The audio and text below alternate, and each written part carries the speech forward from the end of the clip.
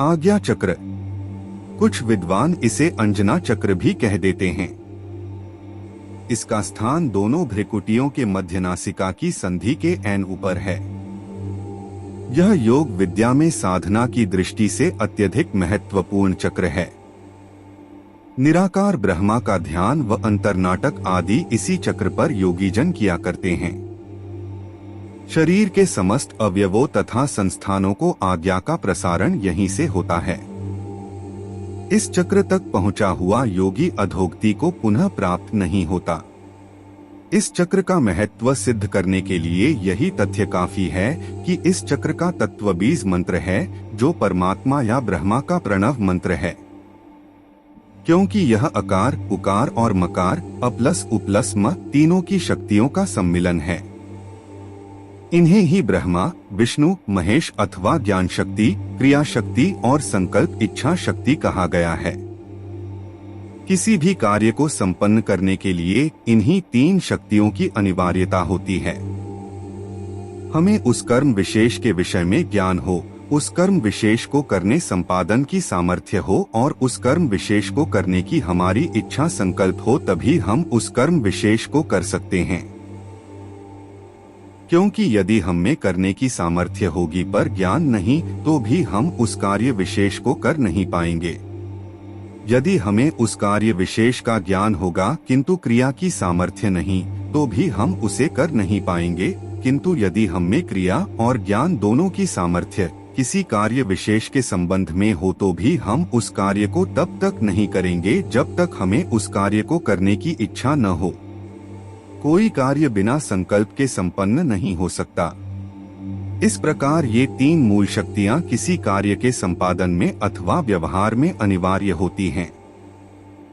अपने अपने स्थान पर तीनों ही शक्तियों का महत्व है, तो भी संकल्प शक्ति शेष दोनों शक्तियों के एकत्रित होने के बावजूद संकल्प या इच्छा के अभाव में कार्य का संपादन नहीं होता।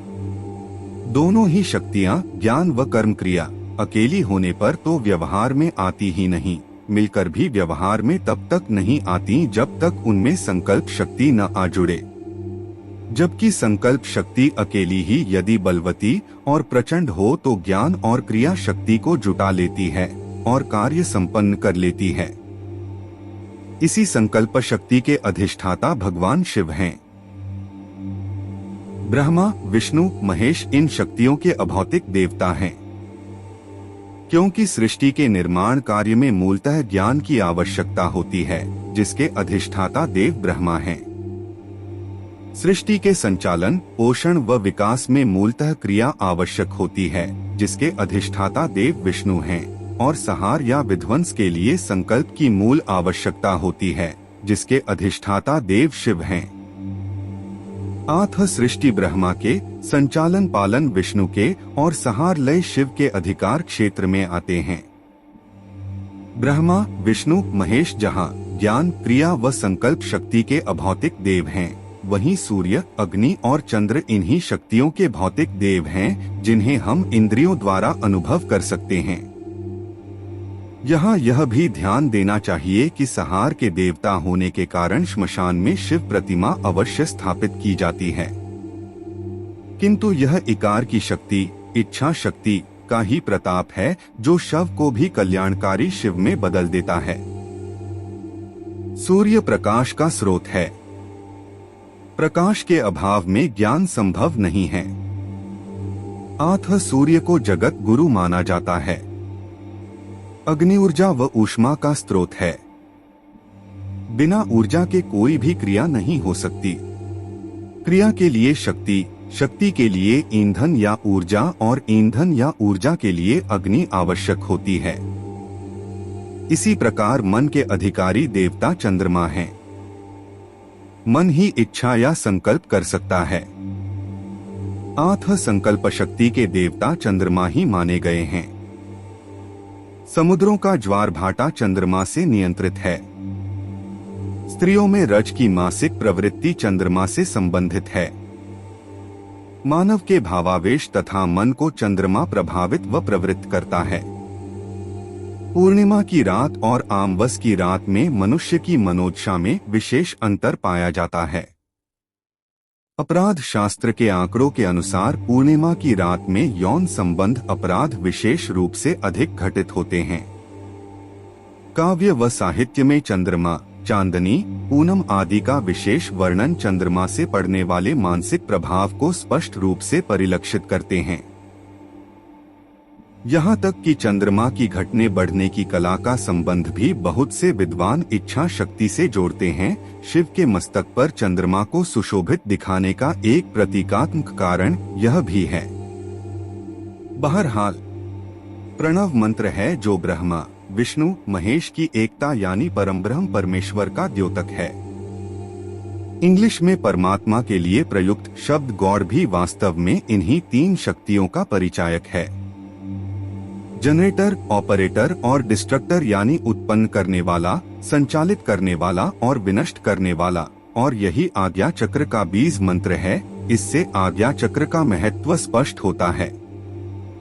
आज्ञा चक्र का यंत्राकार लिंग के समान है क्योंकि स्वयं इस चक्र को लिंगाकार माना गया है।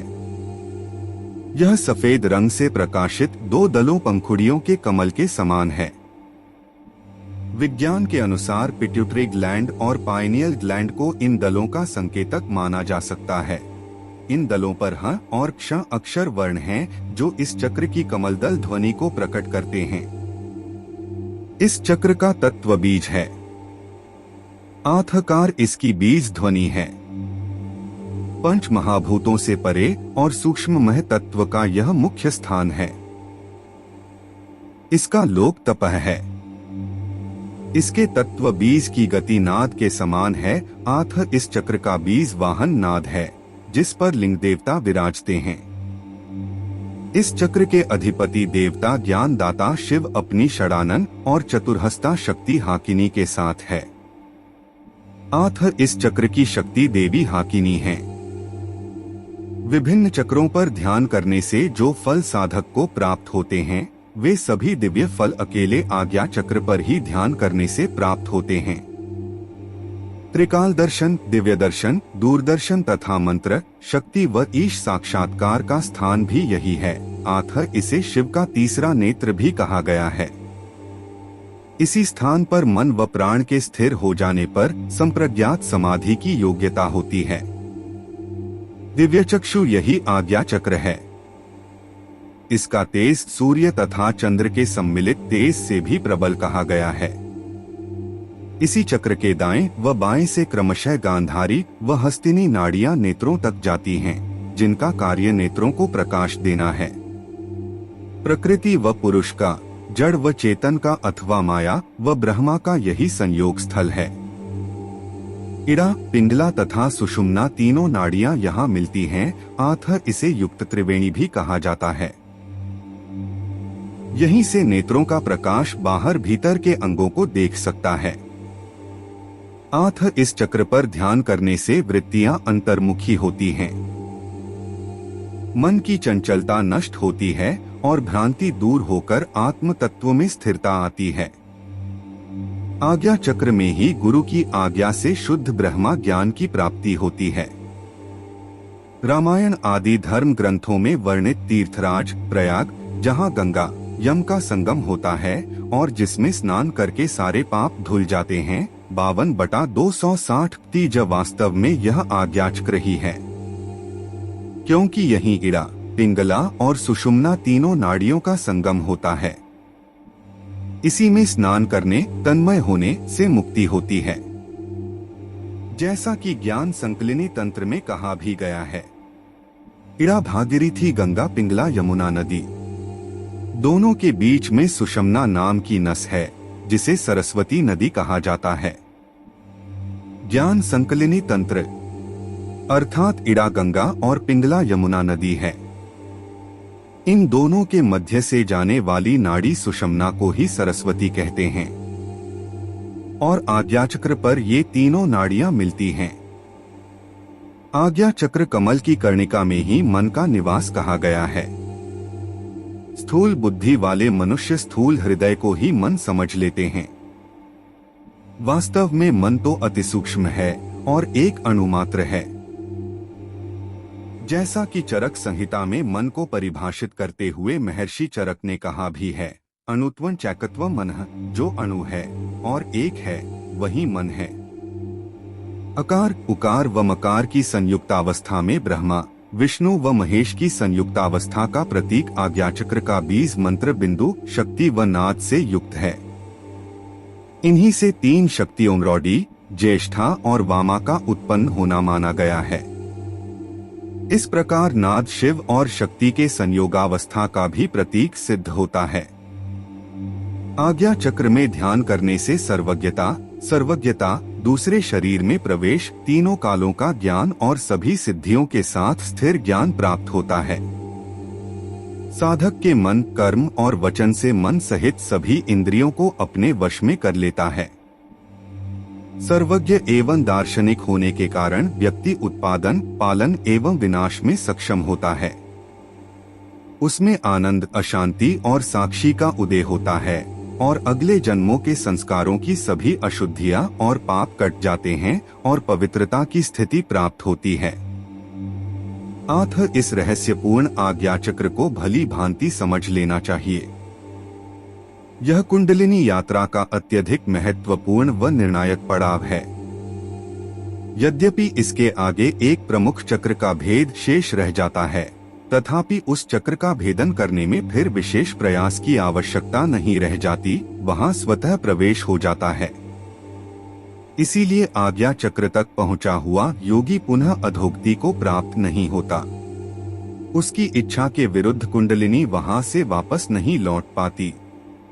इसके अलावा मनश्चक्र और बुद्धिचक्र इसी आज्ञा चक्र के दोनों दलों के संधि स्थल पर रहते हैं। षड्दलात्मक मनश्चक्र को मनोनय कोश भी कहा जाता है। इस संदर्भ में आगे मन संबंधी प्रकरण में विस्तार से पढ़ेंगे। इसी आज्ञा चक्र में प्राण व मन को स्थिर करने से प्राप्त होने वाले दिव्य फल के विषय में कबीरदास जी ने कबीर वाणी में अपने रहस्योत्पादक विशिष्ट अंदाज में कहा है कि देह रूपी मकान के द्वार पर झरोखे बंद करके मैंने प्राण रूपी 53/260 उसके भागने के समस्त मार्ग बंद कर दिए। फिर हृदय की कुटिया में उसे बांध करके कोड़े से उसे खूब पीटा, जिससे सहज नाद गूंज उठा। यह आज्ञाचक्र प्रभु का साक्षात्कार स्थल है। गुरु की कृपा व अनुमति से इस चक्र में प्रवेश होता है, तभी ईश्वर साक्षात्कार होता है। इसलिए गुरु द्वारा गोविंद मिलने की बात कही है। इस संदर्भ में यदि आज्ञा चक्र को बैकुंठ का द्वार मान ले तो उचित ही होगा।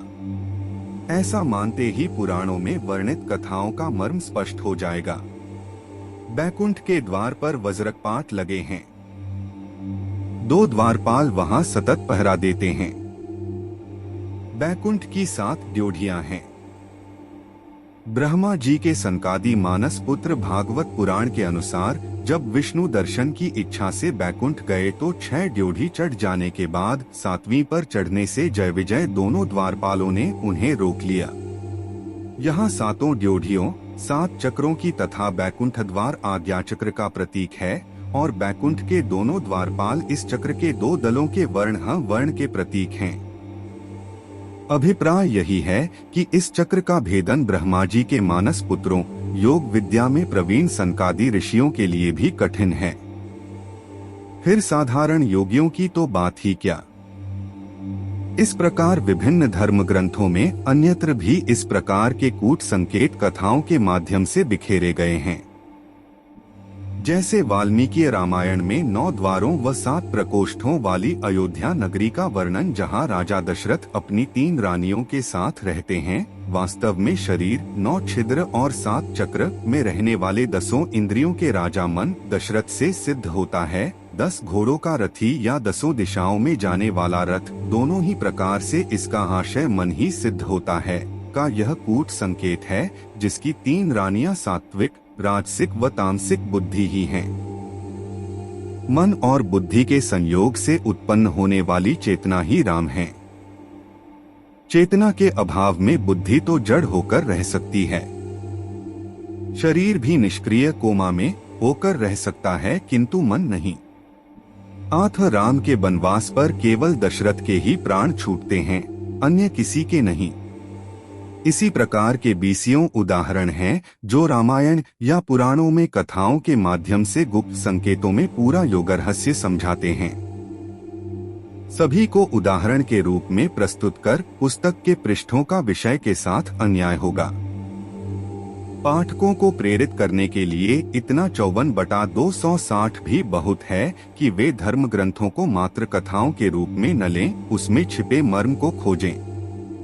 योग या अध्यात्म जैसा गूढ़, रहस्यपूर्ण व शुष्क विषय जन सामान्य या औसत बुद्धि के लोगों का भी कल्याण कर सके, अतः उसे कथानक के रूप में जहाँ तहाँ पर प्रस्तुत किया गया है और यह निर्देश भी दिए गए हैं कि रामायण बराबर पढ़े, पुराण बार बार पढ़े। बार बार पढ़ने से ग्रंथ समझ में आएगा। बार बार का अभिप्राय यही है कि धीरे धीरे अभ्यास व बुद्धि की रगड़ संस्कार भी दृढ़ करेगी और प्रकाश भी उत्पन्न करेगी। जब प्रकाश उत्पन्न होगा तो पाठक कथाओं में छिपे मर्म को शनैः शनैः पहचानने लगेगा। अस्तु। और ऐसी वीडियो के लिए इस चैनल को सब्सक्राइब करें।